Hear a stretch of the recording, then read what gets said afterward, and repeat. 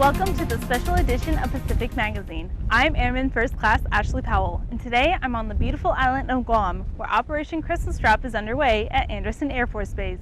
For 61 years, the United States Air Force has delivered tools, toys, and supplies to dozens of islands in the Pacific, making it the longest-running humanitarian effort in Department of Defense history. This year's mission, though, comes with a new perspective. Master Sergeant Cameron Leslie went on a challenging journey to do something that has never been done for this operation, to tell the story of the islanders who received the gifts. Master Sergeant Leslie's trip to the outer islands of the Federated States of Micronesia brought new light to the annual humanitarian effort. Since his return, he has held many presentations in order to give a better understanding of who the islanders are and the items they need from future drops.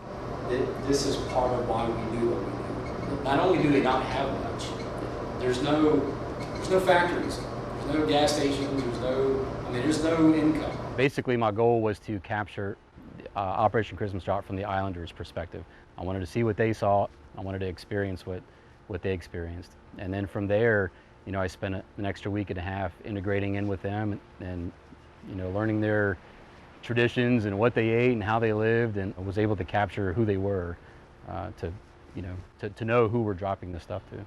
One of the defining moments of the pictures I was taking, an individual came up and hacked off the risers of this parachute, and he had been waiting 6 or 8 months to have a sail for his boat. And so just seeing him put that together, and taking his boat out and using it, everything from the cardboard boxes to the food inside to the 550 cord used to tie it up, everything gets utilized for something. A lot of it's things that we wouldn't even imagine, using it for, but they're creative people.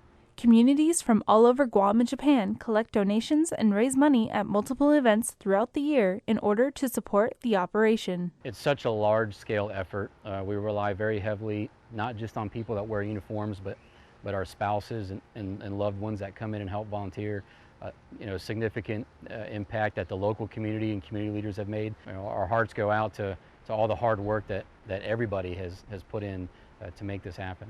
Master Sergeant Leslie's adventure helped breathe new life into a half-a-century-old tradition with the Islanders' side of the story. Operation Christmas Drop is used as a training exercise for many units, and unlike most training, the outcome not only benefits service members but thousands of people throughout the Pacific. In order for such a large-scale operation to happen, it takes weeks of planning and a mass of people. A good portion of that manpower comes from over 1,500 miles away in Japan. I'm at the 36th Airlift Squadron at Yokota Air Base, where 3 C-130s and dozens of airmen are to fly down and assist with the annual humanitarian effort. Before the crews depart for Guam, the commander of the 374th Airlift Wing set the tone for the work ahead during a pre-operation briefing at Yokota. When it comes to the Pacific, there's one event that everyone thinks of every single time. It's Operation Christmas Drop. Yokota's mission commander for the drop also gave his perspective on what the operation entails. It's a huge effort between the folks here, the folks at Andersen, all the players you're gonna see involved with this, to include civilian organizations both here at Yokota and at Andersen. It's about the size of Alaska and Texas combined, if you can think of that. So it's a lot of folks we're affecting, and a lot of area we'll be flying over. Afterwards on the flight line, one of the crew chiefs prepares for the special assignment. Typically we fly out of here as one plane, but to go as a whole team with multiple planes, multiple air crews, the whole operation, the whole get together and work as a team to help some islands downrange, I enjoyed that. When the crew reaches Andersen, the operation goes from the planning to the working stage overnight. It's day one of the operation, and we're here prepping bundles for delivery. While these airmen don't get to fly, this mission cannot be possible without them.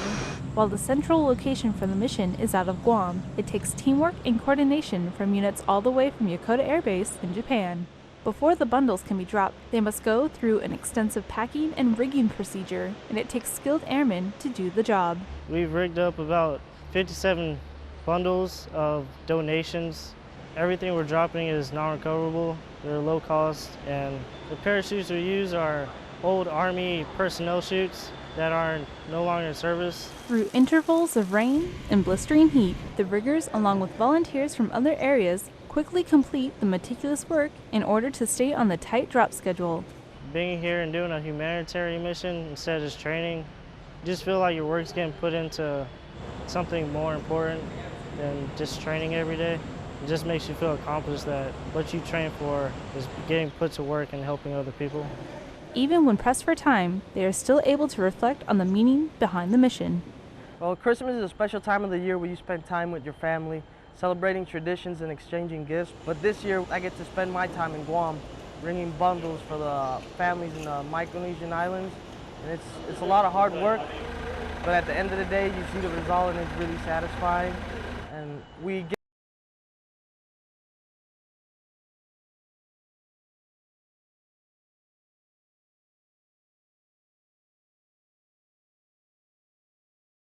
delivery to islands in the far reaches of the Pacific. With the bundles ready to go, the only thing left to do is kick off the drop with the annual opening push ceremony. The 36th Airlift Squadron from the 374th Airlift Wing will fly 16 sorties, dropping 115 boxes, each weighing on average 325 pounds, for a total of over 37,000 pounds of food and supplies delivered to our island neighbors. These operations would not be possible without the donations and incredible support by our local community. The ambassador to the Federated States of Micronesia shared her appreciation for the operation.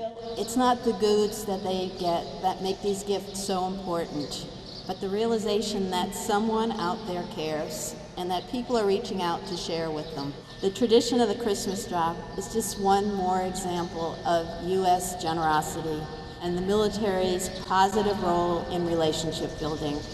The Associate Director of Telecommunications between the islands also expressed his gratitude. It's a wonderful pleasure to be here. It was a long planning process to get to this day. The box to my left, it's amazing. And many hands went into that box, from all the way from the planning stages to the food drives. What little part you did helped make that box and put a smile on their faces and ours. Colonel Gould and Colonel Drexler, will you please join Mr. Hechanova in pushing the Operation Christmas Drop box into the C-130? With the simple push of the bundle, Operation Christmas Drop 2012 has officially begun. After the bundles are loaded and secured, the first flights quickly take off following the ceremony in order to stay on schedule, as most objectives are scattered hundreds of miles away across the vast Pacific Ocean. When the crew reaches the island, they aren't always privileged with an easy drop zone, like an airstrip or an open field. Sometimes it's just a small flag on a narrow strip of beach or a shallow lagoon. While the pilot and navigator laps the plane around the island to find the drop zone, the crew and back ensures the bundle is in place.